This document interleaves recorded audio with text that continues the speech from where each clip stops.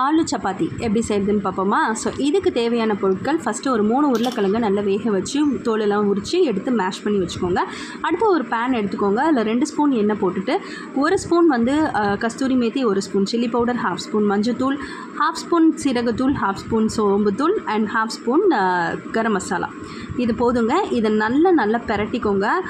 First நல்லா கொஞ்சமாக slow ஃப்ளேமில் வச்சு பெரட்டுங்க.